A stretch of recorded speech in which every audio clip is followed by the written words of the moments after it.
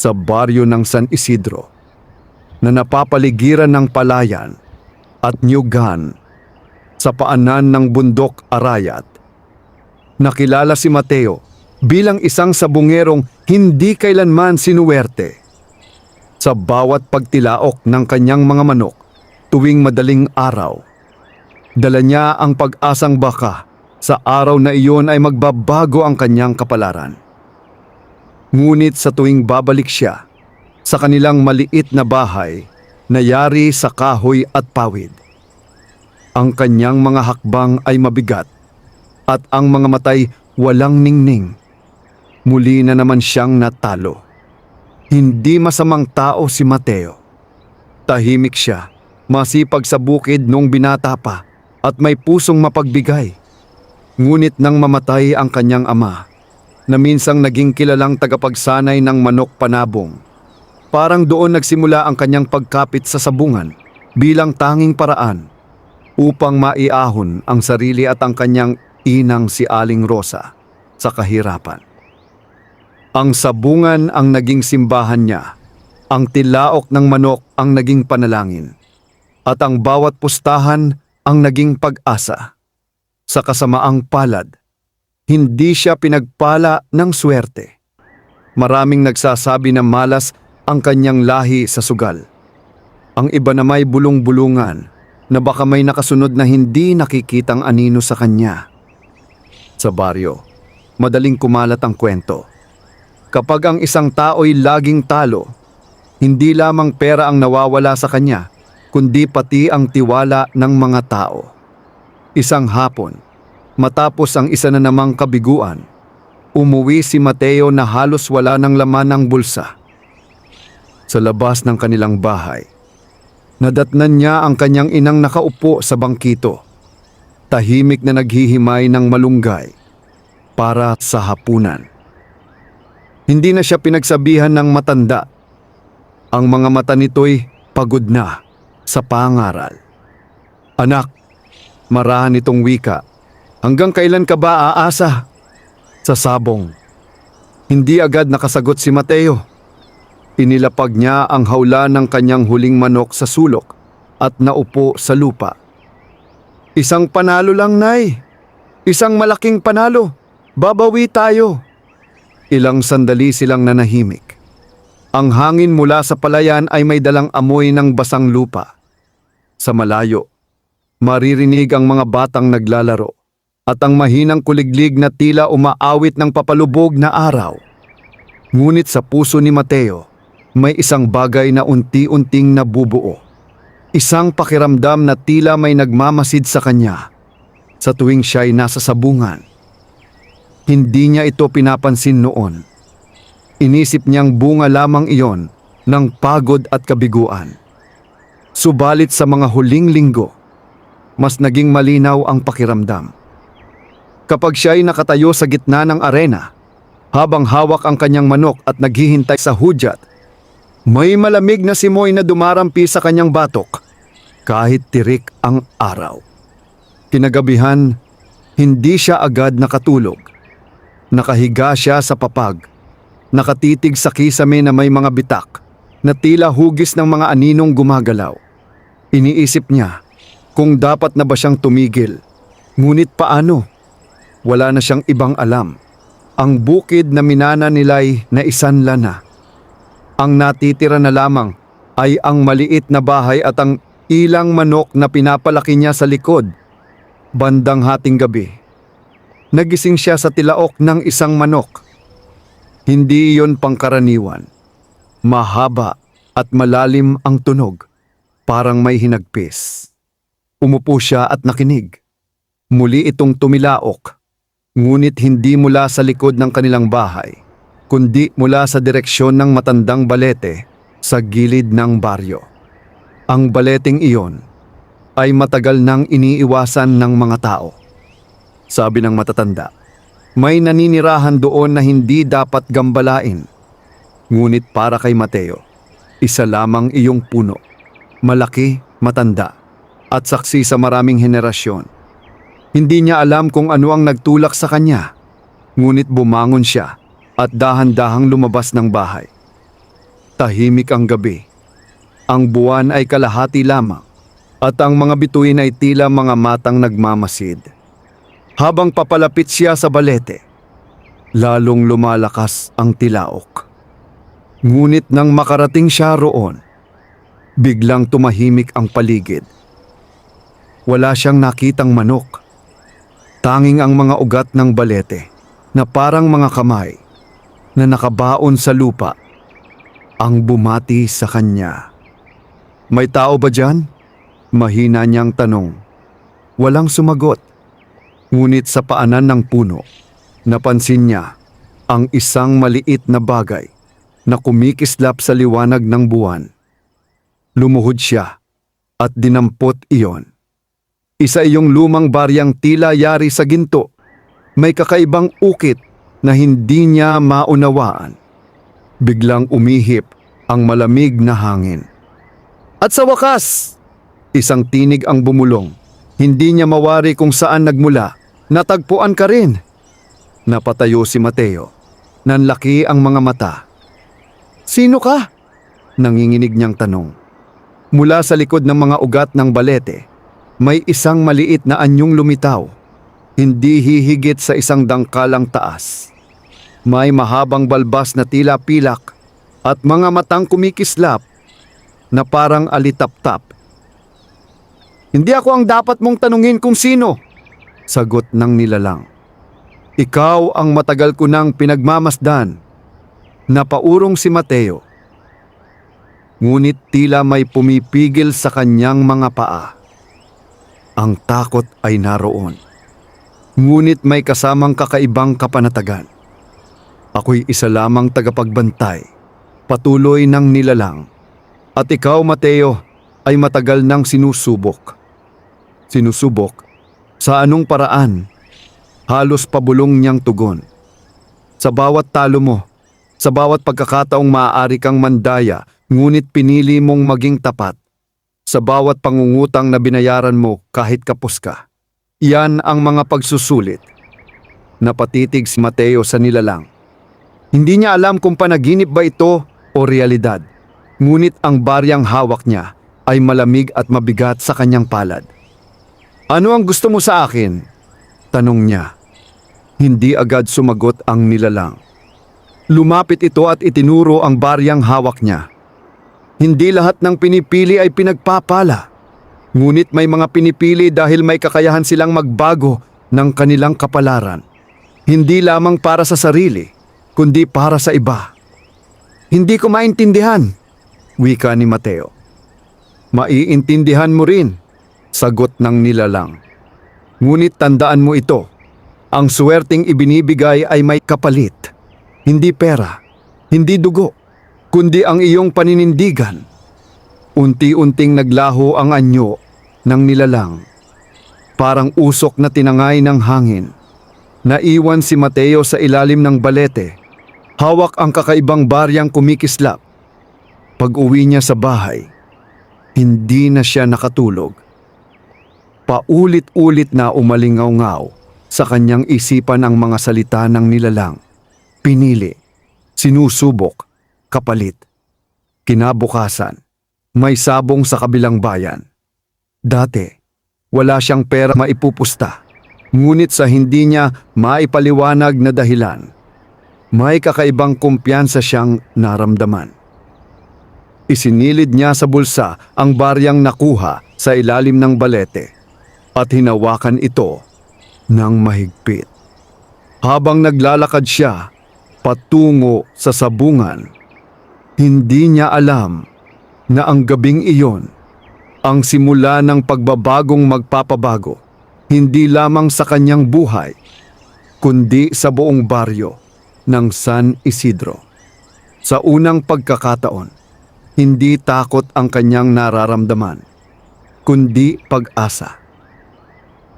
At sa lilim ng matandang balete, may mga matang patuloy na nagmamasid, naghihintay kung ang lalaking laging talo ay karapat-dapat ngang piliin. Maagang nagising si Mateo.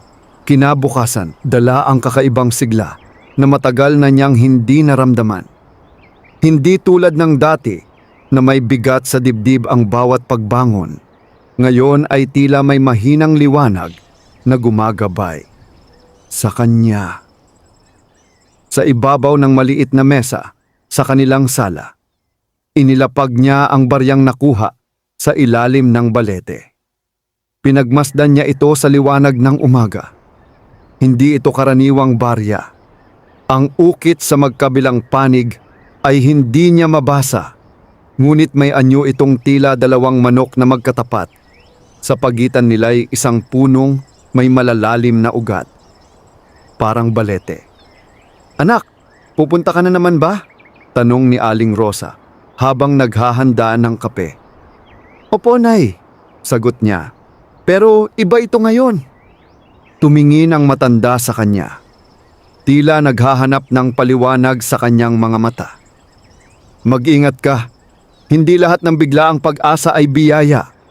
Napangiti si Mateo. Hindi niya masabi sa ina ang nangyari kagabi.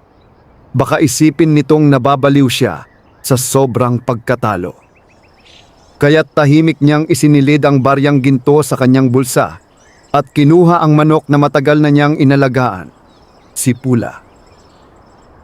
Si Pula ay hindi pinakamalaki sa kanyang mga alaga, ngunit ito ang pinakamasikap. Sa tuwing sinasanay niya ito, hindi ito agad sumusuko. Maraming beses na rin itong natalo sa ensayo, laban sa ibang manok sa baryo. Ngunit hindi ito tumitigil sa pag-atake. Parang refleksyon ng sarili niya. Pagdating sa sabungan ng kabilang bayan, naramdaman ni Mateo ang pamilyar na ingay, ang sigawan ng mga tao, ang kalansing ng pera, ang amoy ng lupa at pawis. Dati, ang mga bulungan ay tungkol sa kanya, ang sabungherong malas. Ngunit ngayon, wala siyang pakialam. Lumapit sa kanya si Benjo, isa sa mga kilalang pustador. "Mateo, may dala ka na naman. Akala ko ba titigil ka na?" "Hindi pa," sagot niya ng mahinahon. Napailing si Benjo. "Sige, kung gusto mong magbigay ulit ng pera sa amin, hindi ka namin pipigilan." Hindi siya sumagot. Sa halip, hinaplos niya si Pula at bumulong, "Huwag mo akong bibiguin." Nang dumating ang oras ng laban, tila bumagal ang lahat. Sa gitna ng arena, hawak niya si Pula habang ang kalabang manok ay mas malaki at mas kilala sa tapang. Maraming tumawa nang makita ang laki ng pagitan. "Isang iglap lang yan!" sigaw ng isang lalaki. Sa sandaling iyon, hinawakan ni Mateo ang baryang nasa bulsa. Isang malamig na init ang dumaloy sa kanyang palad. Parang may sariling tibok ang metal. Hindi niya alam kung imahinasyon lamang iyon, ngunit may kung anong lakas na pumuno sa kanya. Tumenyas ang sentensyador. Pinakawalan ang mga manok. Sa unang sagupaan, mabilis umatake ang kalaban. Napaurong si Pula at halos matumba. Umiyaw ang mga tao. Naramdaman ni Mateo ang pamilyar na takot. Ngunit sa halip na manghina, mas lalo siyang naging kalmado. "Bangon!" mahina niyang sabi. Parang nakarinig, muling sumugod si Pula. Hindi padalos-dalos, kundi may kakaibang tiyempo. Iwas. Atake. Iwas muli. Sa loob ng ilang segundo, tila nabaligtad ang laban. Isang malinis na saksak ang tumama sa kalaban. Natahimik ang sabungan. Muling sumugod ang kalabang manok, ngunit mas mabagal na ito ngayon. Sa pangalawang sagupaan, si Pula ang mas mabilis. Isang huling galaw at bumagsak ang kalaban. "Panalo!" sigaw ng sentensyador. Parang naputol ang hininga ni Mateo. Hindi siya agad makapaniwala. Ang mga tao sa paligid ay nag-umpisang mag-ingay. Ang ilan ay gulat, ang ilan ay dismayado. Lumapit si Benjo. hindi makapagsalita. Swerte ka ngayon ah. Ngunit alam ni Mateo na hindi lamang ito basta swerte. May kakaibang nangyari. Ramdam niya iyon sa buong laban. Parang may gumagabay, ngunit hindi nangingialam. Hindi niya kontrolado si Pula. Bagkus, mas naging malinaw lamang ang bawat galaw. Tinanggap niya ang kanyang panalo.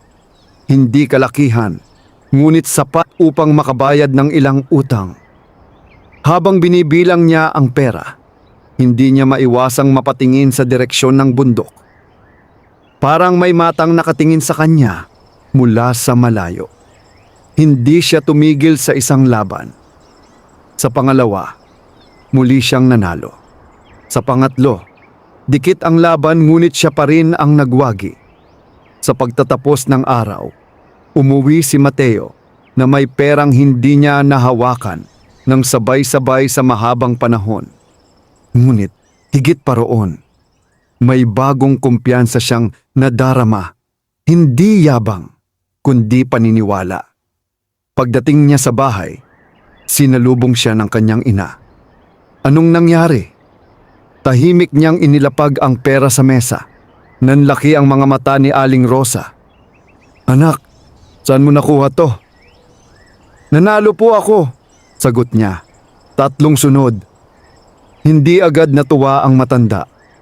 Sa halip, napaupo ito at mariing tumingin sa kanya. Mateo, walang panalong walang dahilan. Ano ang ginawa mo? Wala siyang naisagot. Hindi niya masabing may nakilala siyang nilalang sa ilalim ng balete. Ngunit habang iniisip niya ang nangyari, muli niyang naramdaman ang malamig na init sa kanyang bulsa. Kinagabihan, bumalik siya sa balete. Kung ikaw man ang dahilan, wika niya sa hangin. Ano ang kapalit? Mula sa mga ugat ng puno, unti-unting lumitaw ang maliit na anyo na nakita niya kagabi. Hindi pa ito ang biyaya, sabi ng nilalang. Ito'y paunang patikim lamang. Ano ang ibig mong sabihin? Tanong ni Mateo. Ang tunay na pagpili ay hindi nasusukat sa panalo. Masusukat ito kapag ikaw ay may kakayahan ng manalo at may pagkakataong gamitin ito sa mali. Natahimik si Mateo. Sa susunod mong laban, patuloy ng nilalang. May lalapit sa iyo na mag-aalok ng kasunduan. Doon magsisimula ang tunay na pagsubok. Anong kasunduan? Ngunit hindi na sumagot ang nilalang. Tulad ng dati, naglaho itong parang hamog. Pag-isa na namang naiwan si Mateo sa ilalim ng balete. Ngunit ngayon, malinaw sa kanya ang isang bagay. Ang panalo ay simula pa lamang.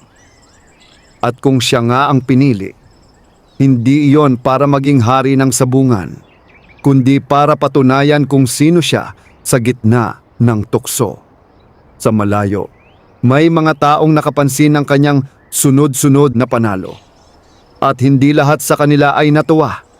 Ang susunod na laban ay hindi na lamang tungkol sa manok. Ito'y magiging laban ng kanyang prinsipyo. Mabilis kumalat sa mga karatig baryo ang balita tungkol kay Mateo. Ang sabungherong laging talo, ngayoy 3 sunod na panalo. Sa mundo ng sabungan, ang ganitong pagbabago ay hindi basta tinatanggap bilang himala. Para sa marami, ito'y may dahilan at kadalasan may kapalit. Kinabukasan, mas maaga pa sa karaniwan ang pagdating ni Mateo sa sabungan.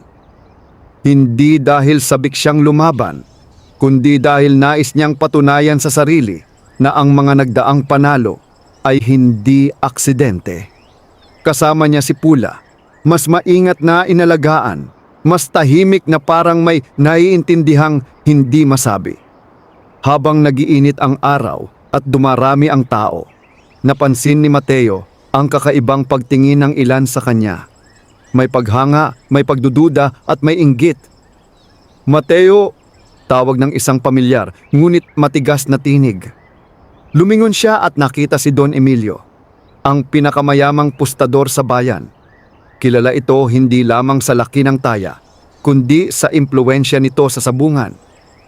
Kapag si Don Emilio ang pumanig sa isang manok, marami ang sumusunod. Lumapit si Mateo at magalang na tumango. "Magandang umaga po." "Magandang umaga," sagot ng matanda.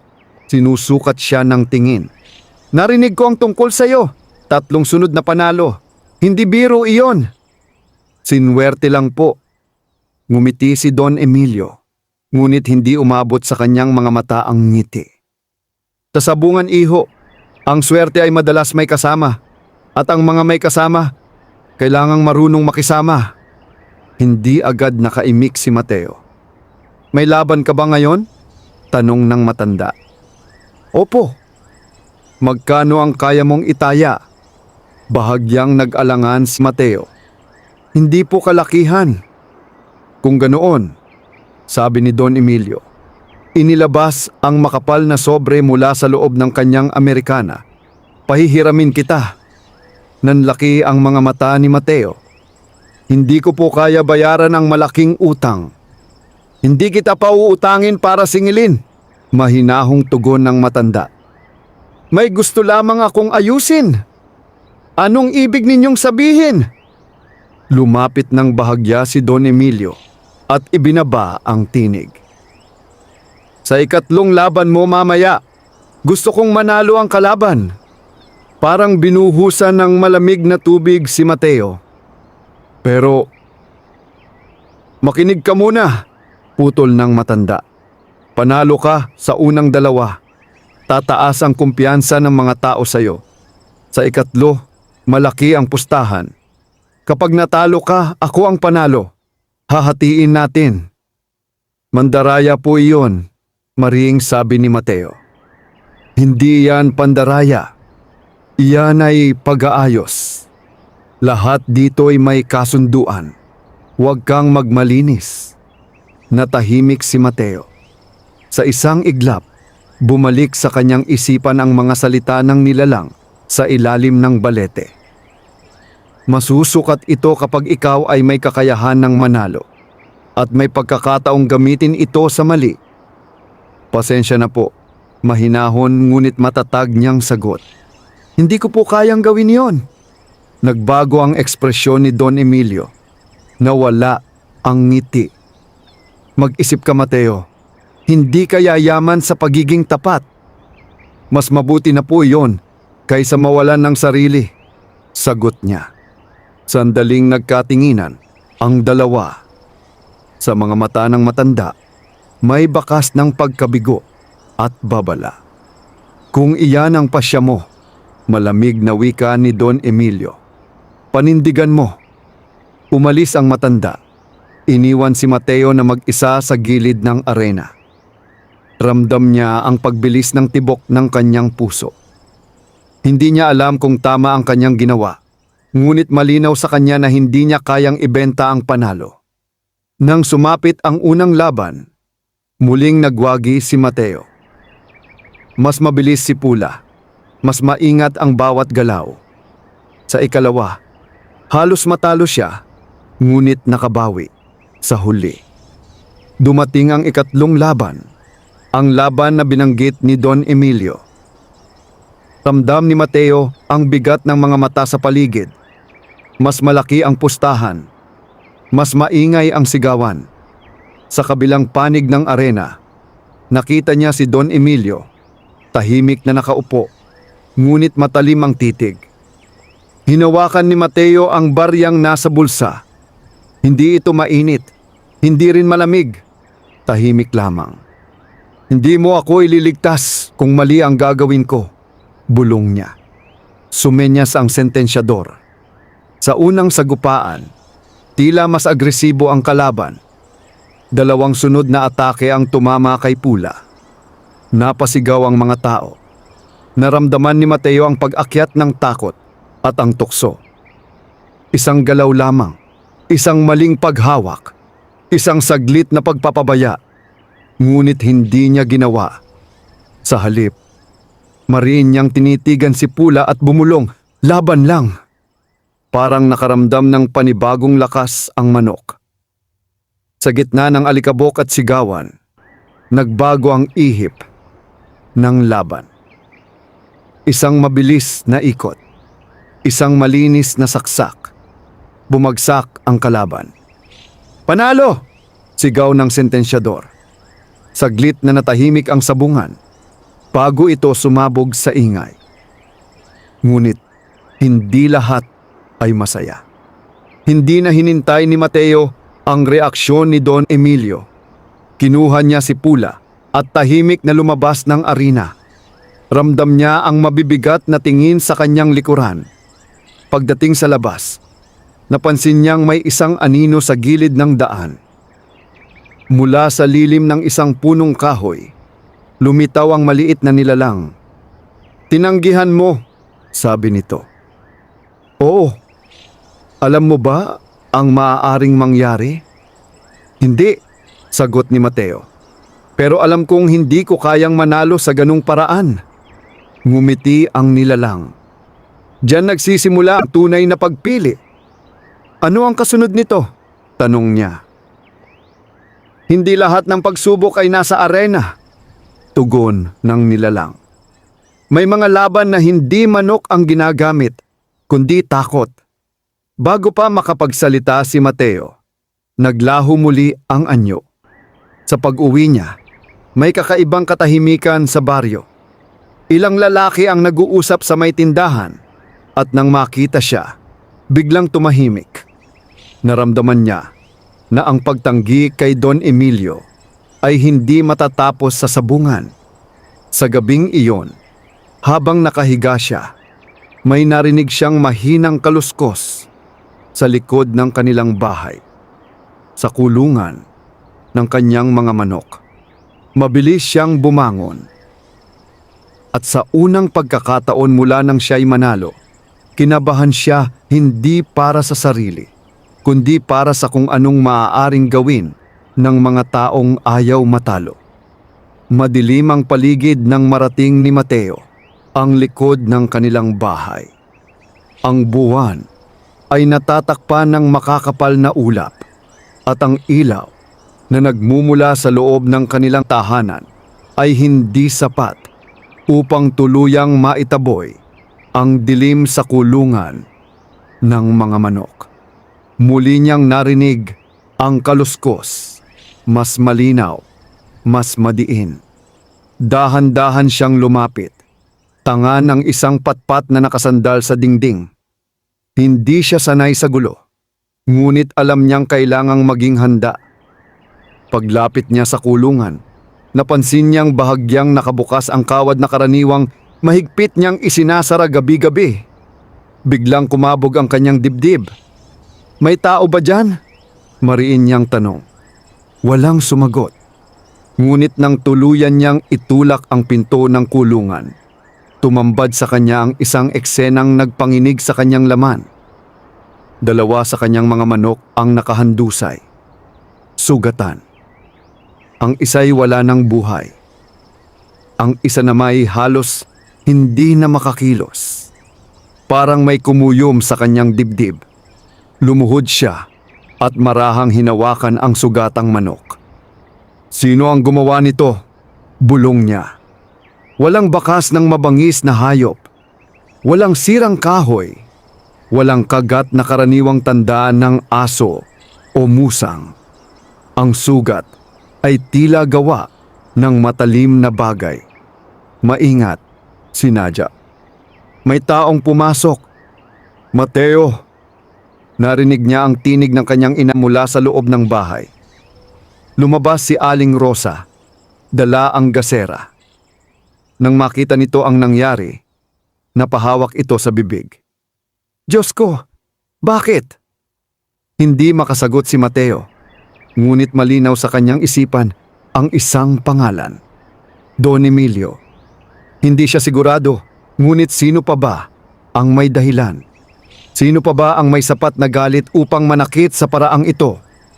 "Anak," mahinang sabi ng kanyang ina, "ito ba ang kapalit ng panalo mo?" Napayuko si Mateo. Hindi niya alam kung ang mga nangyayari ba'y bunga ng kanyang pagtanggi o bahagi ng mas malalim na pagsubok. Kinabukasan, kumalat ang balita sa baryo. May ilan ang nagkunwaring nagulat. May ilan namang nagbulong na baka may galit sa kanya. Ngunit walang nagsabi ng pangalan. Lumapit sa kanya si Benjo sa may tindahan. "Narinig ko ang nangyari," sabi nito. "Masama iyon." "Alam mo ba kung sino?" diretsahang tanong ni Mateo. Umiwas ng tingin si Benjo. "Maraming ayaw sa iyo ngayon, mabilis kang umangat, hindi lahat matutuwa." "Hindi ko inagaw ang panalo," mariin niyang sagot. "Pinaghirapan ko yun." Sa sabungan, mahinang at tugon ni Benjo. Ang pag-angat ay parang pagyapak sa mga daliri ng iba. Natahimik si Mateo. Pag-uwi niya, mas maingat na niyang inayos ang kulungan. Pinatatag niya ang mga kawad at nilagyan ng kandado. Ngunit alam niyang kung may taong gustong manakit, hindi sapat ang bakal upang pigilan ang galit. Kinagabihan, muli siyang nagtungo sa matandang balete. "Lumabas ka," sabi niya sa hangin. "Kailangan kitang makausap." Ilang sandali ang lumipas bago niya naramdaman ang pamilyar na malamig na simoy. Mula sa ugat ng puno, lumitaw ang maliit na nilalang. "Alam ko ang nangyari," sabi nito. "Bahagi ba ito ng pagsubok?" tanong ni Mateo. May bahid ng galit ang tinig. "Ang tao ang gumagawa ng sarili niyang kadiliman," sagot ng nilalang. "Hindi lahat ng nangyayari sa iyo ay aking gawa. Pero sinabi mong may kapalit ang pagpili." "Oo, at ito ang isa sa mga anyo nito." Napapikit si Mateo. "Hanggang saan ito aabot? Hanggang kailan ako mananahimik? Hindi ka pinili upang magtiis lamang." Mahinahong wika ng nilalang. "Pinili ka dahil may kakayahan kang tumayo nang hindi bumababa sa antas ng nananakit." "Ano ang ibig mong gawin ko? Maghintay hanggang maubos ang lahat sa akin?" "Hindi," sagot nito. "Panindigan mo ang tama. Ngunit huwag mong kalimutan, may mga laban na kailangang harapin, hindi iwasan." Natahimik siya. "Kung si Don Emilio nga ang may gawa nito..." "Kung," putol ng nilalang. "Siguraduhin mo muna ang iyong katotohanan bago ka magbintang."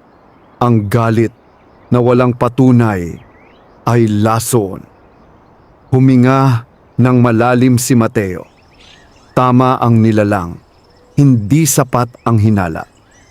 "May darating pang mas mabigat," dagdag ng nilalang. "At kapag dumating iyon, doon masusukat ang tibay ng iyong puso." "Mas mabigat pa rito?" mahina niyang tanong. Ngunit hindi na sumagot ang nilalang. Tulad ng dati, naglaho ito sa dilim. Sa pag-uwi ni Mateo, may isang pasya ng nabubuo sa kanyang isipan. Hindi siya titigil sa pagsasabong, ngunit hindi rin siya papayag na apihin.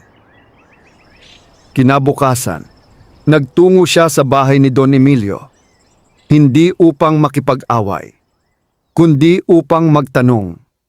Sa harap ng malaking bakal na gate, saglit siyang nag-atubili. Ngunit naalala niya ang sugatang manok, ang luha sa mata ng kanyang ina, at ang mga salitang binitiwan niya sa arena, na mas mabuti nang mawalan ng pera kaysa mawalan ng sarili. Kumatok siya. Makalipas ang ilang sandali, bumukas ang pinto at lumitaw si Don Emilio. Maayos ang pananamit at tila walang anumang alalahanin. "Ano ang kailangan mo?" malamig nitong tanong. Diretsong tumingin si Mateo sa kanyang mga mata. "Gusto ko lang malaman," mahinahon ngunit matatag niyang wika, "kung hanggang sabungan lang ba ang laban natin o pati sa buhay ko'y dadalhin ninyo." Saglit na nagdilim ang mukha ng matanda. At sa pagitan nila, May katahimikang mas mabigat pa sa anumang sigawan sa arena. Matagal bago sumagot si Don Emilio. Sa loob ng maluwang na bakuran na napapalibutan ng matataas na bakod, tila mas lalong naging maliit ang tindig ni Mateo. Ngunit hindi siya umurong. "Hindi ko alam ang sinasabi mo," malamig na wika ng matanda. "May pumasok sa kulungan ko kagabi," diretsahang tugon ni Mateo. "May sinaktan. Hindi hayop ang gumawa noon." Nanatiling walang ekspresyon ang mukha ni Don Emilio. "At ako ang napagbintangan mo?" "Hindi po ako nagbibintang," sagot niya. "Nagtatanong lamang." Isang maikling tawa ang pinakawalan ng matanda. Hindi masaya, kundi puno ng panunuya. "Mateo, sa mundo ng sabungan, maraming naiinggit. Hindi ka espesyal." "Kung ganoon," patuloy ni Mateo, "wala kayong alam sa nangyari." Lumapit ng bahagya si Don Emilio. Sapat upang maramdaman ni Mateo ang bigat ng presensya nito. "Kung may gusto akong ipagawa, hindi ako gumagamit ng anino. Direkta akong kumikilos." Tahimik na pinagmasdan ni Mateo ang mga mata ng matanda. Wala siyang makitang takot. Ngunit may nakita siyang bagay na mas delikado. Pride. "Mag-ingat ka," dagdag ni Don Emilio. "Ang mabilis umangat ay madaling pabagsakin. At hindi lahat ng pagbagsak ay may kamay na makikita." Hindi na nagsalita pa si Mateo. Bahagya siyang yumuko bilang paggalang at tumalikod. Hindi niya alam kung nagsasabi ng totoo ang matanda, ngunit malinaw sa kanya na may babalang nakapaloob sa bawat salita nito. Paglabas niya ng bakuran, ramdam niya ang paghahalo ng galit at pagdududa. Kung hindi si Don Emilio, sino? Sa pagdaan niya sa palengke, napansin niyang may ilang lalaking hindi niya kilala ang nag-uusap habang nakatingin sa kanya. Nang magtama ang kanilang mga mata, agad silang tumalikod. Hindi niya inalis sa isip ang posibilidad na mas malalim ang ugat ng nangyari. Pagdating sa bahay, nadatnan niya ang kanyang inang nakaupo sa harap ng altar. Tahimik na nagdarasal. "Anak," sabi ni Aling Rosa nang makita siya, "may dalawang lalaking nagpunta rito kanina." Napahinto si Mateo. "Ano ang kailangan nila?" "Nagtatanong tungkol sa'yo. Kung balak mo pa raw bang sumali sa malaking laban sa piyesta." Malaking laban. Tuwing pista ng bayan, may taunang sabong na dinadaluhan ng malalaking pangalan mula sa iba't ibang lugar. Mataas ang pustahan. Mas mataas ang pride. "May sinabi pa ba sila?" tanong niya. "Wala, pero hindi maganda ang tingin nila." Naupo si Mateo at napahawak sa noo. Ang sugat sa kanyang mga manok ay tila babala pa lamang. Kung sasali siya sa laban sa piyesta, mas lalo siyang mapapansin. Mas lalo siyang tatargetin. Ngunit kung hindi siya sasali, para na rin niyang inamin na natatakot siya. Kinagabihan, muli siyang bumalik sa balete. "Kung ito ang landas na pinili mo para sa akin," wika niya sa dilim, "sabihin mo kung hanggang saan ako dadalhin nito." Lumabas ang maliit na nilalang. Mas malinaw ngayon ang anyo nito sa liwanag ng buwan. Ang mga mata ay tila mas seryoso. "Hindi kita dinadala," sabi nito. "Ikaw ang pumipili ng hakbang. Kung sasali ako sa laban sa piyesta, mas lalaki ang galit sa akin. O mas lalabas ang katotohanan." Tugon ng nilalang. "Ano ang ibig mong sabihin?" Ang mga anino ay lumalakas sa dilim, ngunit sa liwanag nahahayag ang hugis. Natahimik si Mateo. "May masamang mangyayari ba?" "Ang masama ay laging may posibilidad, sagot nito. Ngunit tandaan mo, ang kapangyarihang ibinigay sa iyo ay hindi upang manakit, kundi upang magpanatili ng balanse. Anong kapangyarihan? Tanong niya.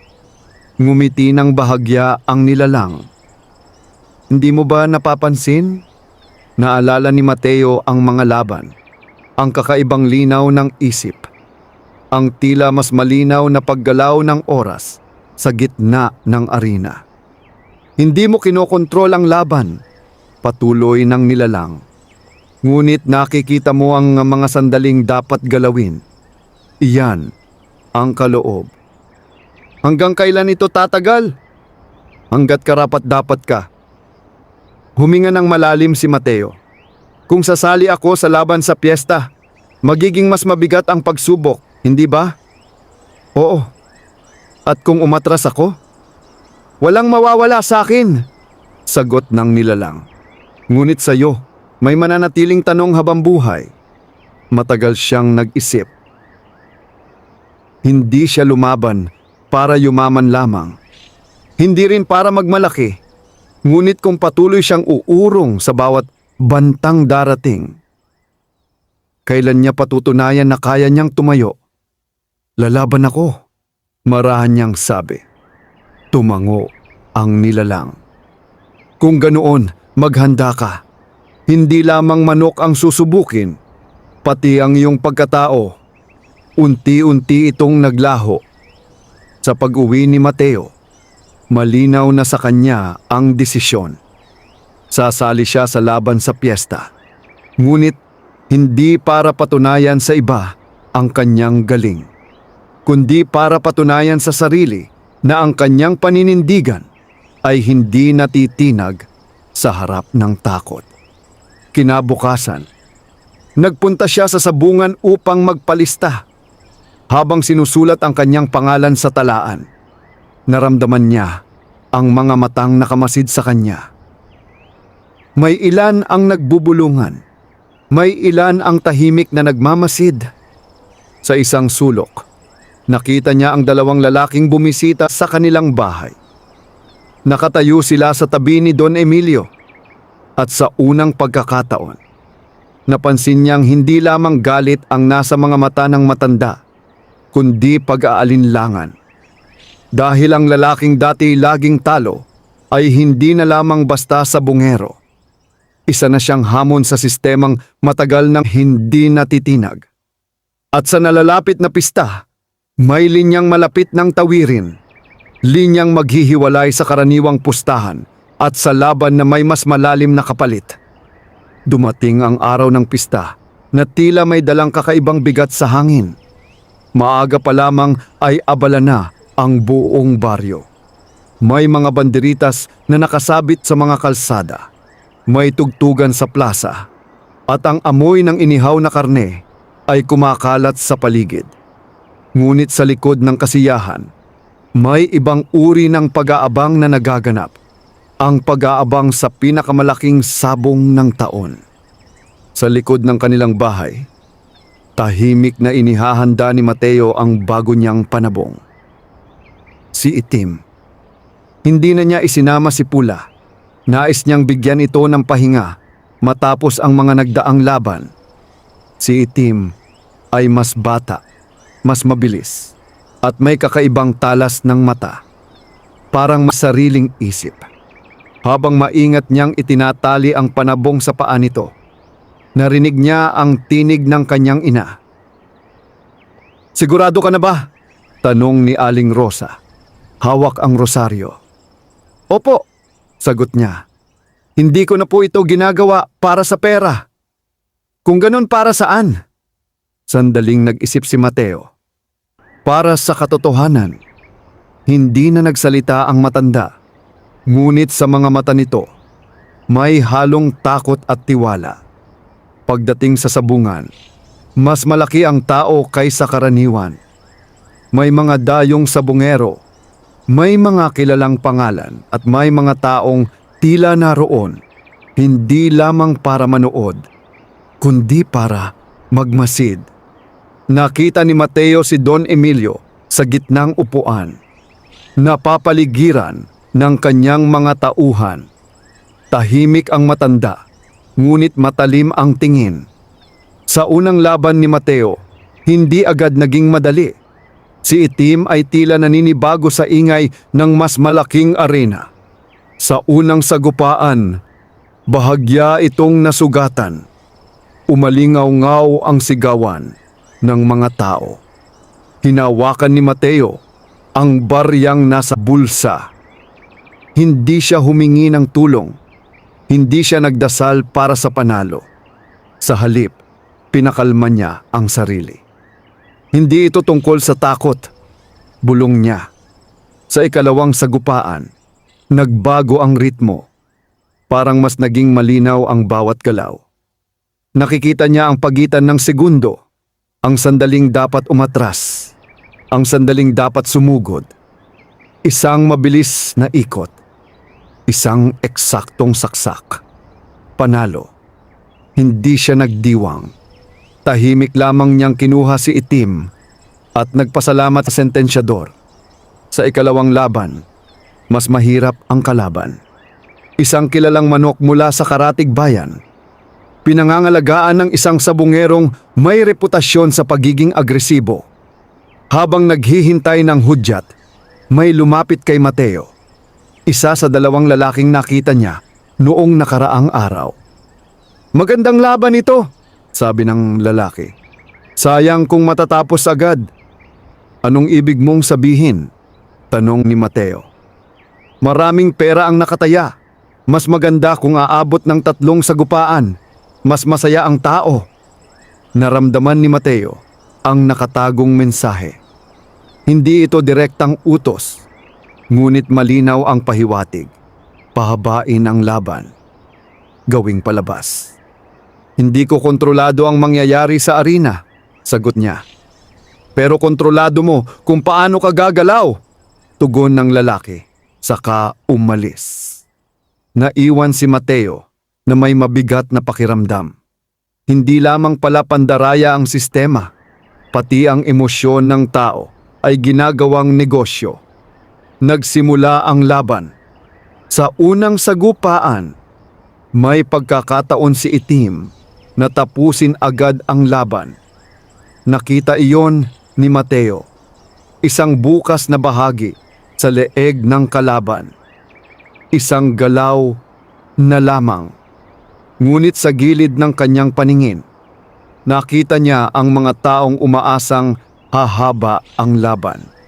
Nakita niya ang pag-asa sa mga pustador, ang kagustuhan sa mas maraming sigawan, mas maraming pustahan. Isang segundo ang lumipas. Pinili ni Mateo na hindi pigilan si Itim. Isang mabilis na saksak. Natapos ang laban sa unang sagupaan. Natahimik ang sabungan bago ito sumabog sa magkahalong sigawan. Ang iba'y tuwa, ang iba'y dismaya. Sa gilid, nakita niya ang lalaking lumapit sa kanya kanina. Hindi ito natuwa. Sa ikatlong laban, ang laban para sa kampeonato ng pista, mas lalo pang uminit ang tensyon.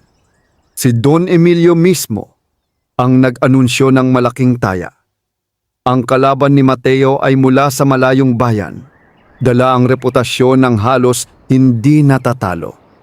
Habang papalapit siya sa gitna ng arena, naramdaman niya ang kakaibang lamig sa hangin. Ang presensyang matagal na niyang kinikilala. Hindi niya kailangang lumingon upang malaman na naroon ang nilalang mula sa balete. "Handa ka na ba?" Tila may bumubulong sa kanyang isipan. "Hindi ko alam," sagot niya sa sarili. Sa unang sagupaan, halos magpantay ang dalawang manok. Palitan ng atake. Palitan ng dugo. Sigawan ng mga tao. Sa ikalawa, natamaan si Itim sa pakpak. Napaurong ito. Naramdaman ni Mateo ang pag-akyat ng takot. Kung matatalo siya ngayon, maaaring ito na ang hudyat ng pagbagsak. Ngunit kasabay ng takot ay may kakaibang linaw. Nakita niya ang sandali. Isang maliit na pagbukas ng depensa. Ngayon, bulong niya. Sumugod si Itim. Isang malinis na galaw. Bumagsak ang kalaban. Sandaling tumigil ang mundo bago tuluyang umalingaw-ngaw ang arena. Panalo si Mateo. Ngunit sa pagkakataong iyon, hindi siya nakaramdam ng saya. Sa halip, may kakaibang katahimikan sa kanyang dibdib. Parang may natapos na yugto. Habang inaabot sa kanya ang gantimpala, napansin niyang nakatayo si Don Emilio. Nakatingin sa kanya ng hindi mawari kung galit o paghanga ang nasa mga mata. Sa labas ng sabungan, habang papalubog ang araw, may isang pangyayaring naganap na hindi inaasahan. Lumapit sa kanya ang kalabang sabungero. Hindi ito galit. Malinis kang lumaban. Sabi nito, bihira, iyon. Nagpasalamat si Mateo. Ngunit bago pa siya tuluyang makaalis, narinig niya ang kaguluhan sa loob ng sabungan. May nagtatalo. May nagsisigawan. At isang pangalan ang paulit-ulit na binabanggit. Mateo. May nag-akusa. May nagsabing hindi posible ang sunod-sunod niyang panalo kung walang daya. Sa unang pagkakataon, mula nang magsimula ang pista, hindi ang laban sa arena ang haharapin niya, kundi ang pagdududa ng buong bayan. Ang ingay sa loob ng sabungan ay hindi na tulad ng karaniwang sigawan ng pustahan. May kakaibang talimang bawat salita, paratang, galit, at takot sa isang pagbabagong hindi maintindihan. Hindi normal yan, sigaw ng isang lalaki mula sa gitna. May daya! Dagdag ng isa pa. Sa loob lamang ng ilang sandali, ang tagumpay ni Mateo ay napalitan ng pagdududa. Ang mga taong kanina'y pumapalakpak ay ngayoy nagbubulungan. Ang mga mata nila'y hindi napuno ng paghanga, kundi ng pagsusuri.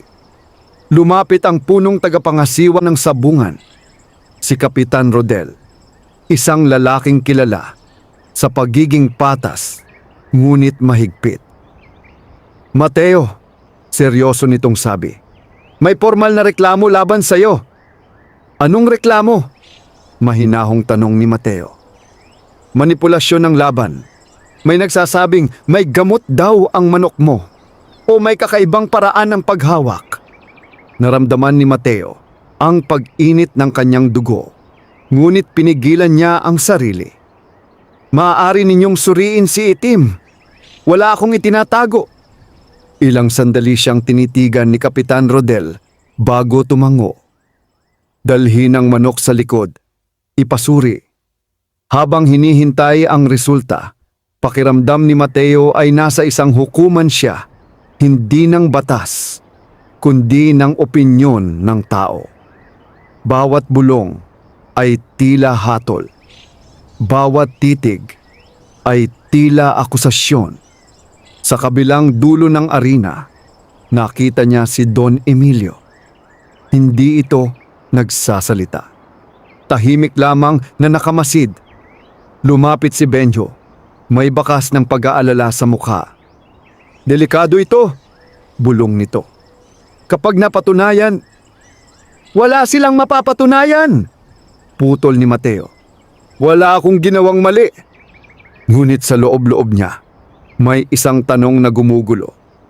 Kung hindi pandaraya ang dahilan ng kanyang mga panalo, paano niya ipapaliwanag ang kakaibang linaw na nararamdaman niya sa bawat laban? Makalipas ang ilang minuto na tila oras ang haba, bumalik ang mga tagasuri. Malinis ang manok, pahayag ni Kapitan Rodel. Walang ipinahid, walang itinurok.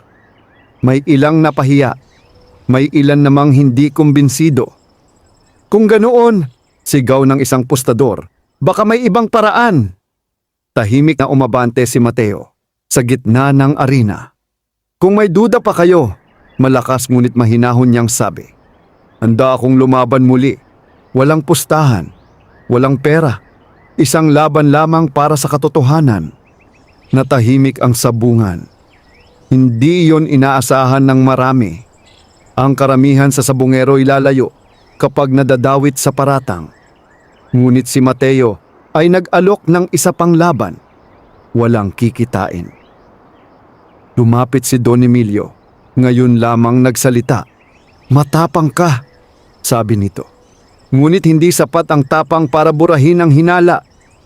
"Hindi ko kailangang burahin ang hinala," sagot ni Mateo. "Kailangan ko lamang ipakita ang katotohanan." Nagkatinginan ang mga tao. Sa huli, pumayag si Kapitan Rodel. Isang huling laban, walang pustahan, para sa karangalan. Isang bagong kalaban ang pinili. Isang manok mula sa ibang bayan. Hindi konektado sa alinmang kampo sa sabungan. Habang hawak ni Mateo si Itim, naramdaman niya ang pamilyar na lamig sa hangin. Ngunit sa pagkakataong ito, hindi siya humingi ng gabay. Hindi niya hinawakan ang baryang nasa bulsa. Kung may mangyaring himala ngayon, nais niyang ito'y bunga ng sarili niyang kakayahan. Sumenyas ang sentensyador. Sa unang sagupaan, mabilis ang galaw ng kalaban. Halos hindi makasabay si Itim. May mga sandaling tila mawawala ang kanyang kumpiyansa. "Laban," bulong niya, hindi lamang sa manok, kundi sa sarili. Sa ikalawang sagupaan, nagkaroon siya ng pagkakataon, ngunit hindi kasing linaw ng dati. Walang kakaibang paghinto ng oras, walang sobrang linaw, tanging instinct. Isang mabilis na galaw, isang pag-iwas sa huling sandali, isang malinis na saksak. Bumagsak ang kalaban. Tahimik ang sabungan, hindi dahil sa galit, kundi sa pagkamangha. Walang pera, walang premyo. Ngunit may isang bagay na mas mahalaga ang naipanalo ni Mateo. Reputasyon. Lumapit si Kapitan Rodel at tinaas ang kanyang kamay. Walang daya, malinis ang laban. Dahan-dahang humupa ang bulungan. Ang ilan ay napangiti. Ang ilan na may napayuko.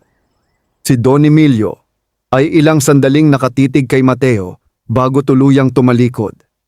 Paglabas ni Mateo ng sabungan, hindi siya sinalubong ng ingay, kundi ng katahimikan, ng dapit hapon. Sa unang pagkakataon, hindi bigat ang dala ng kanyang pag-uwi. Ngunit alam niyang hindi pa tapos ang lahat. Habang naglalakad siya pa uwi, naramdaman niya ang presensya ng nilalang sa kanyang tabi. "Hindi mo ako tinawag," sabi ng mahinang tinig. "Hindi ko kailangan," sagot ni Mateo. "Natuto ka na," tugon ng nilalang. "Hindi pa," mahina niyang sabi. "Pero alam ko na ngayon kung ano ang dapat kong panghawakan. Ang susunod mong haharapin ay hindi tungkol sa panalo," babala ng nilalang, "kundi sa pagpili kung ano ang gagawin mo sa kapangyarihang napatunayan mo." "Anong ibig mong sabihin?" Ngunit tulad ng dati, naglaho ito bago pa man siya makapagtanong pa. Sa di kalayuan, may isang grupo ng mga lalaking nagmamasid sa kanya mula sa anino ng puno. At sa kanilang mga mata, may bagong uri ng plano na nabubuo. Hindi para talunin siya sa arena, kundi para gamitin ang kanyang pangalan sa mas mapanganib na laro. Makalipas ang ilang araw, matapos ang pista, tila bumalik sa dati ang baryo ng San Isidro.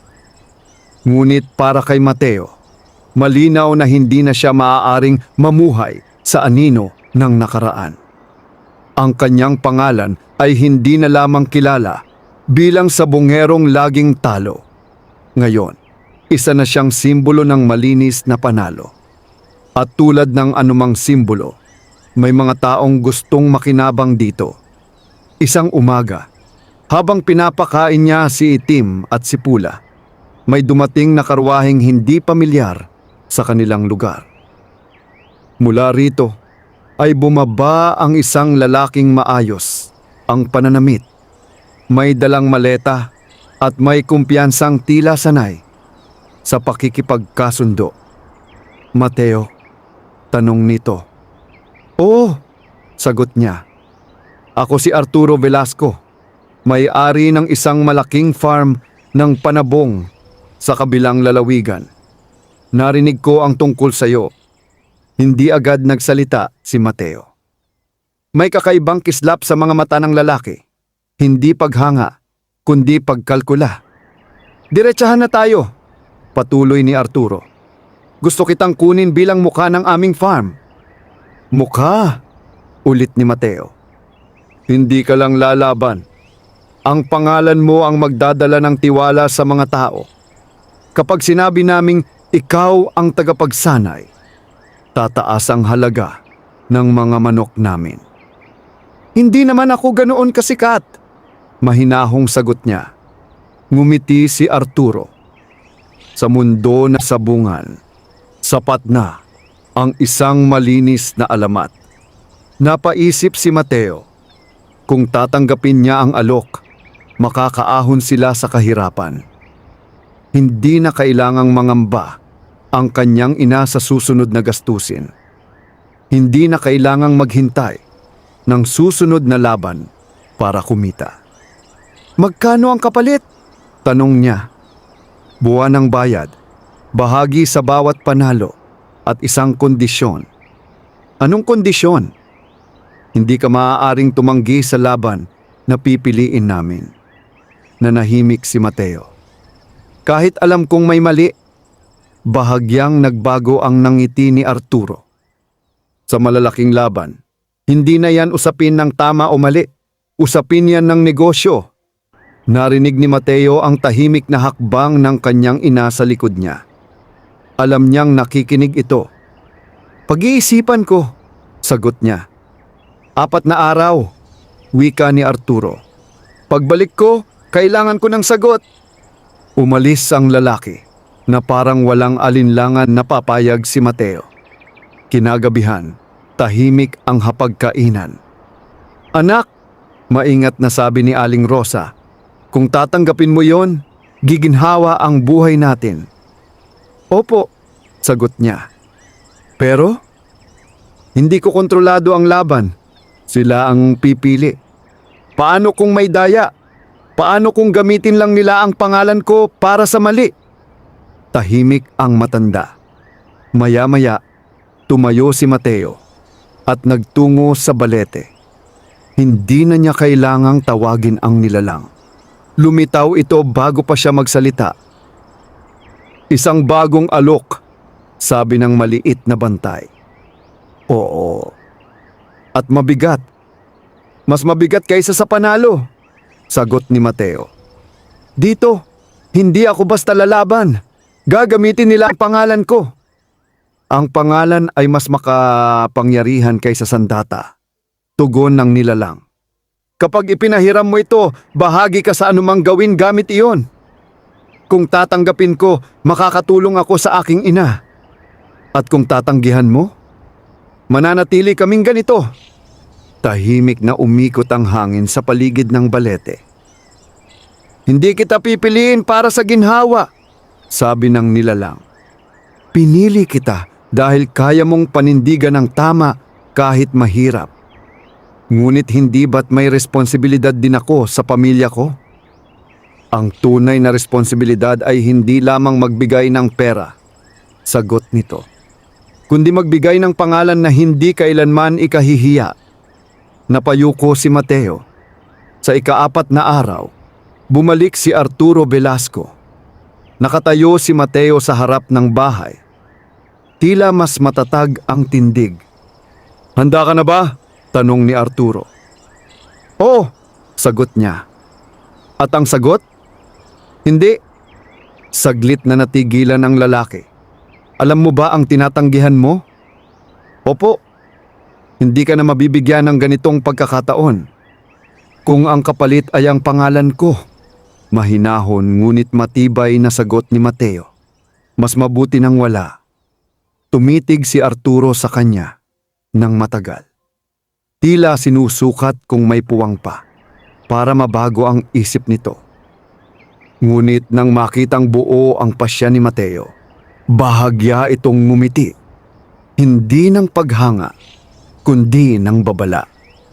Sa mundong ito, sabi nito, ang tumatanggi sa malaki ay kadalasang tinatabunan. Umalis ito nang hindi na lumilingon. Habang pinapanood ni Mateo ang papalayong karwahe, alam niyang may bagong alon na paparating. Hindi na lamang siya hamon sa mga lokal na pustador. Ngayon, may mga mas malalaking kamay na maaaring gumalaw laban sa kanya. At sa lilim ng balete, ang maliit na nilalang ay tahimik na nagmamasid dahil ang susunod na pagsubok ay hindi na tungkol sa sabungan, kundi sa kung paano haharapin ni Mateo ang mundong mas malawak kaysa sa arena. Hindi pa lumilipas ang 1 linggo mula nang tanggihan ni Mateo ang alok ni Arturo Velasco nang magsimulang magbago ang ihip ng hangin sa baryo. Una, ang mga dating bumabati sa kanya tuwing umaga ay tila umiwas ng tingin. Ang ilang sabungerong dati malugod siyang tinatanggap sa ensayo ay biglang naging malamig ang pakikitungo. May mga bulungan na hindi niya marinig ng buo, ngunit sapat upang maramdaman niyang siya ang paksa. Isang hapon, habang nasa palengke siya upang bumili ng patuka, narinig niya ang 2 lalaki sa likod niya.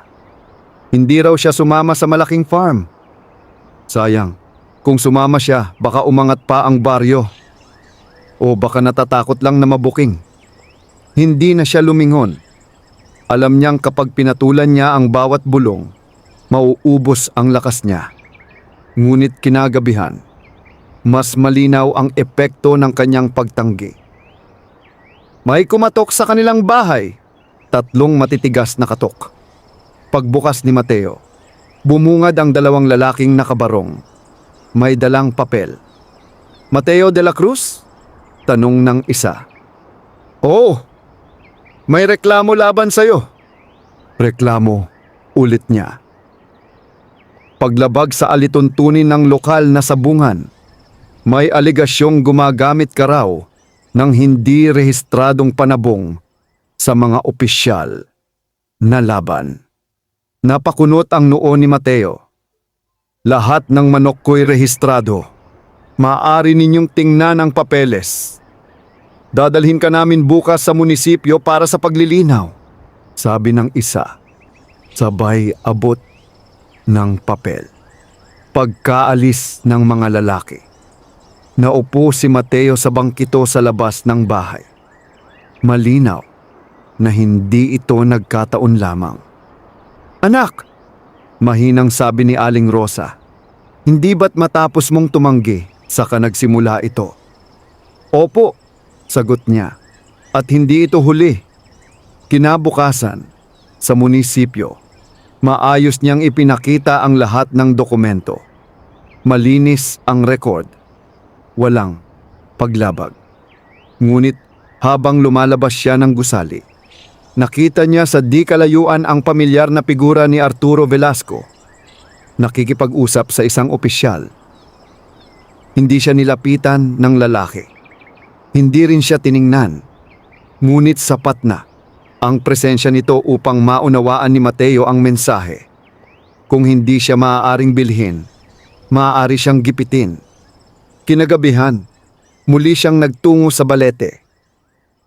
Mas lumalaki ang laban, sabi niya bago pa man lumitaw ang nilalang. Hindi ka na nila kayang talunin sa arena, sagot ng maliit na bantay nang magpakita ito. Kaya sa labas kanila sinusubok. Hanggang saan ito aabot? Hanggang sa may magkamali, tugon nito. Ako ba? Tanong ni Mateo. O sila? Tahimik ang gabi. Ang mga ugat ng balete ay tila mas malalim sa paningin niya ngayon. Parang mga daliring nakakapit sa lupa, matatag sa kabila ng bagyo. Kung patuloy nila akong gigipitin, wika ni Mateo, darating ang puntong mapipilitan akong lumaban. Anong uri ng laban? Tanong ng nilalang. Hindi ko alam. Mag-ingat, babala nito. Ang galit ay madaling gawing sandata ng iba. Napahawak si Mateo sa baryang nasa bulsa. Hindi ko na ito ginagamit sa laban. Hindi yon anting-anting para manalo. Sagot ng nilalang. Ito'y paalala. Ng na pinili ka hindi upang maging makapangyarihan, kundi upang manatiling matuwid kapag may kapangyarihan. Napatingala si Mateo sa mga sanga ng balete.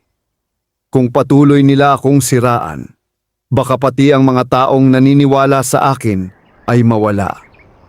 Ang tiwala, sagot ng nilalang, ay hindi pinipilit, pinatutunayan. Makalipas ang ilang araw, may isa pang insidente. Sa isang ensayo sa kabilang baryo, biglang umatras ang kalabang sabungero. Nang malaman na si Mateo ang katapat. Hindi ako lalaban sa kanya, sabi nito. Ayokong madawit sa gulo. Unti-unting naramdaman ni Mateo ang pag-iisa. Hindi siya tinatalo, iniiwasan siya. At sa mundong kanyang ginagalawan, ang hindi ka na gustong kalabanin ay hindi palaging tanda ng respeto. Minsan, ito'y tanda na may mas malaking plano laban sa'yo. Isang gabi, habang pauwi siya mula sa bukid, may narinig siyang yabag sa likuran. Hindi ito mabilis, hindi rin nagtatago. Huminto siya. Lumabas ka, sabi niya. Mula sa anino ng punong mangga, lumitaw si Benjo. May kailangan kang malaman, mahinang sabi nito. Ano yon? May kumakalat na balita. Sa susunod na malaking laban sa probinsya, may maghahamon sa'yo. Sino? Hindi ko alam ang pangalan, pero may suporta ng malalaking tao. Natahimik si Mateo. Hindi lang iyon, dagdag ni Benjo. Kapag natalo ka, tuluyan ka raw mawawala sa eksena. At kung manalo ako, mas lalong lalakas ang galit. Huminga nang malalim si Mateo. Ang laban ay hindi na lamang tungkol sa panalo o talo. Isa na itong estratehiya. At sa gitna ng lahat, siya ang piraso sa isang larong hindi niya sinimulan. Ngunit sa pagkakataong ito, malinaw ang pasya niya. Hindi siya aatras. Dahil kung ang anino ay patuloy na lalago, mas kailangan niyang manatili sa liwanag. Kahit pa ang liwanag na iyon ang mismong naglalantad sa kanya sa panganib. Dumating ang balita ng walang palamuti at walang pasakalye. Isang formal na paanyaya ang ipinadala sa kanya. Isang laban sa probinsya na sabungan ng Santa Catalina, kilala sa malalaking pustahan at mas malalaking pangalan. Ang hamon ay malinaw. Si Mateo laban sa isang sabungerong tinatawag na Rafael Montenegro. Kilalang hindi pa natatalo sa loob ng 2 taon. Sa ilalim ng pangalan ni Rafael ay nakasulat ang isang linyang tila simple ngunit mabigat ang kahulugan. Para sa karangalan at reputasyon, alam ni Mateo na hindi lamang iyon laban ng 2 manok. Isa iyong deklarasyon. Sa baryo, muling uminit ang usapan. May ilan ang nagsasabing ito na ang katapusan niya. May ilan namang naniniwalang ito ang magpapatunay na hindi aksidente ang kanyang pag-angat. Ngunit sa loob ng kanyang tahanan, mas tahimik ang diskusyon. Anak, sabi ni Aling Rosa habang tinutupi ang mga damit. Kung hindi ka sasali, walang masama. Alam ko po, sagot niya. Hindi mo kailangang patunayan ang sarili mo sa lahat. Hindi ko na po ito ginagawa para patunayan ang sarili ko. Maranyang wika. Ginagawa ko ito dahil kung atras ako ngayon, sila ang magdidikta kung sino ako. Tahimik ang matanda. Alam nitong hindi na ang dating Mateo ang kaharap niya. Hindi na ang lalaking desperadong manalo para may maipambayad ng utang. Ito'y lalaking may paninindigan. Sa mga sumunod na araw, mas naging masinsin ang paghahanda niya. Hindi lamang pisikal na ensayo ang ginawa niya kay Itim. Pinag-aralan niya ang estilo ni Rafael Montenegro. Mabilis, agresibo, walang iniiwang pagkakataon. Isang gabi bago ang laban, muli siyang nagpunta sa balete. Tahimik ang paligid, ngunit sa paglapit niya, naramdaman niya agad ang presensya ng nilalang. Ang huling laban sa yugto na ito, sabi ng maliit na bantay. Huling laban? Tanong ni Mateo. Ano man ang kalabasan bukas, may magbabago. Napatingin si Mateo sa baryang nasa kanyang palad. Hindi ko na ito ginagamit para manalo. At hindi ko ito ibinigay para doon. Tugon ng nilalang. Kung matalo ako, ang pagkatalo ay hindi kabawasan kung malinis ang laban. At kung manalo ako, mas lalawak ang mundong haharapin mo. Huminga ng malalim si Mateo. May takot pa rin. Ang taong walang takot, sagot ng nilalang, ay hindi matapang. Ang matapang ay iyong lumalaban kahit may takot. Kinabukasan, maaga siyang bumiyahe patungong Santa Catalina. Mas malaki ang sabungan. Mas maraming tao. Mas mabigat ang tensyon. Sa gitna ng arena, nakita niya si Rafael Montenegro. Matangkad, tiwala sa sarili, at may presensyang sanay sa palakpakan. Nagkatinginan sila. Walang ngiti, walang galit. Tanging pag-unawa na pareho silang may dinadalang pangalan. Bago magsimula ang laban, lumapit si Rafael. Ikaw ang sabungerong pinili raw ng swerte, sabi nito. Hindi swerte ang pumipili, sagot ni Mateo. Tao ang pumipili ng gagawin niya.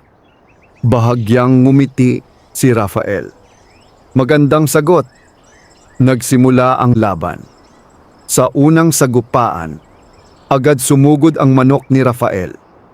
Mabilis, malakas. Si Itim ay napaatras, tinamaan sa balikat. Umalingaw-ngaw ang sigawan ng tao. Hindi gumalaw si Mateo. Hindi siya nagmadali. Sa ikalawang sagupaan, nakita niya ang pagkakataon, ngunit masyadong delikado. Isang maling galaw at maaaring tuluyang matumba si Itim. Isang segundo ang lumipas. Naalala niya ang lahat, ang balete, ang baryang ginto, ang pagtanggi sa kasunduan, ang mga paratang, ang pag-iisa. Hindi siya lumaban para sa palakpakan. Lumaban siya para manatiling siya. Ngayon, mahinahon niyang bulong. Sa ikatlong sagupaan, nagbago ang ritmo. Hindi dahil sa himala, kundi dahil sa tiempo. Isang pag-iwas sa huling sandali. Isang eksaktong pag-atake sa pagbukas ng depensa. Isang malinis na saksak. Natahimik ang sabungan. Bumagsak ang manok ni Rafael. Hindi agad nagsalita ang sentensyador. Sinuri ang kalaban at sa wakas, itinaas ang kamay ni Mateo. Panalo. Ngunit hindi siya ngumiti. Tahalip, tumingin siya kay Rafael at bahagyang yumuko. Gumanti ito ng paggalang. Habang naglalakad siya palabas ng arena, ramdam niyang may nagbago. Hindi sa paligid, kundi sa loob niya. Sa pagkakataong ito, Hindi na siya simpleng sabungerong laging talo o ang biglang umangat. Isa na siyang taong napatunayang hindi nabibili, hindi natitinag ng paratang, at hindi umaasa sa daya. Sa lilim ng isang punong malapit sa sabungan, saglit niyang nasilayan ang maliit na nilalang. Nakangiti. "Natapos mo ang unang yugto," sabi nito sa hangin. "May susunod pa?" tanong ni Mateo sa sarili. Ngunit alam niyang mayroon. Dahil ang pagiging pinili ay hindi isang gantimpala. Isa itong patuloy na responsibilidad. At sa pag-uwi niya sa San Isidro, dala niya hindi lamang ang panalo, kundi ang mas mabigat na hamon ng pagiging halimbawa sa mundong sanay.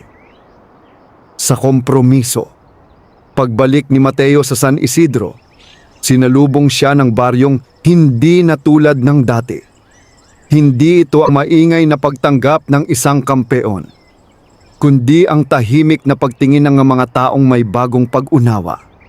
May mga bata sa gilid ng kalsada na sumigaw ng kanyang pangalan. May mga matatandang tumango bilang paggalang. Ngunit higit sa lahat, may pagbabago sa paraan ng pagtingin sa kanya. Hindi na bilang suwerte, hindi na bilang tsismis, kundi bilang halimbawa. Sa gabing iyon, hindi siya dumiretso sa bahay. Sa halip, nagtungo siya sa balete. Tahimik ang paligid. Walang hangin. Walang tilaok. "Lumabas ka," marahan niyang sabi. Hindi agad nagpakita ang maliit na nilalang. Ngunit hindi nagtagal. Naramdaman niya ang pamilyar na presensya. "Natapos mo na ang unang landas," sabi ng bantay. "Hindi ako sigurado kung tapos na," tugon ni Mateo. "Pakiramdam ko nagsisimula pa lamang." Ang pagiging pinili, sagot ng nilalang, ay hindi pagtatapos. Isa itong patuloy na paninindigan. Tahimik silang dalawa sa ilalim ng punong balete. "Bakit ako?" tanong ni Mateo sa wakas. "Hindi dahil pinakamagaling ka," sagot ng nilalang. "Hindi dahil pinakamalakas. Pinili ka dahil sa bawat pagkakataong maaari kang bumaba sa antas ng iba. Pinili mong manatiling tuwid." Napatingin si Mateo sa baryang ginto sa kanyang palad. "Kung wala ito, mananalo pa rin ba ako?" Ang baryang iyan ay hindi nagbibigay ng panalo, sagot ng nilalang. "Ibinigay ko yan bilang paalala na may nakamasid sa iyong pagpili." "Kung ganoon," sabi ni Mateo, "hindi ko na ito kailangan." Lumuhod siya at marahang ibinaon ang baryang ginto sa paanan ng balete. "Ang kailangan ko," patuloy niya, "ay ang sarili kong konsensya." Ngumiti ang nilalang. "Ngayon mo lamang tunay na naunawaan."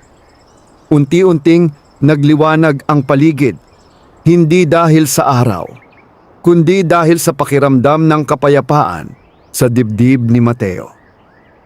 "Hindi mo na ako makikita madalas," sabi ng nilalang. "Bakit?" "Dahil natutunan mo na ang dapat mong matutunan. Ang susunod mong mga laban ay wala na sa arena." At sa huling pagkakataon, naglaho ang maliit na bantay sa hangin. Lumipas ang mga buwan. Unti-unting nabawasan ang mga hamon. May mga laban pa rin si Mateo, ngunit mas pinili niyang tanggapin lamang ang mga laban na malinaw at patas. Hindi na siya nakipagsabayan sa malalaking pustahan. Sa halip, nagtayo siya ng maliit na palihan sa likod ng kanilang bahay. Hindi para sa sugal, kundi para sa maayos na pag-aalaga at pagsasanay ng mga panabong. Tinuruan niya ang mga kabataang gustong matuto, hindi lamang kung paano manalo, kundi kung paano lumaban ng may dangal. Si Don Emilio ay bihira na lamang makita sa sabungan, si Arturo Velasco ay hindi na muling bumalik. At sa tuwing may magtatanong kung totoo bang may lihim sa likod ng kanyang panalo, ngumingiti lamang si Mateo. Wala, sagot niya. May pagpili lang. Isang hapon, habang nakaupo siya sa bangkito sa labas ng kanilang bahay, lumapit sa kanya ang isang batang lalaki. "Kuya Mateo," sabi nito, "paano po ba manalo?" Tinitigan niya ang bata at bahagyang ngumiti. "Hindi mo kontrolado ang lahat ng laban," sagot niya. "Pero kontrolado mo kung sino ka habang lumalaban ka." Sa di kalayuan, ang matandang balete ay patuloy na nakatayo, tahimik, matatag, at tila nakamasid pa rin. Ngunit sa pagkakataong ito, hindi na kailangan ni Mateo ng gabay mula sa anino, dahil natutunan na niya ang pinakamahalagang aral. Ang tunay na panalo ay hindi nasusukat sa pagbagsak ng kalaban, kundi sa pananatiling tuwid kahit may kapangyarihang yumuko. At doon nagwakas ang kwento ng sabungerong pinili ng duwende, hindi bilang alamat ng swerte, kundi bilang patunay na ang dangal ang pinakamalaking panalo sa mundong madaling mabili. Wakas.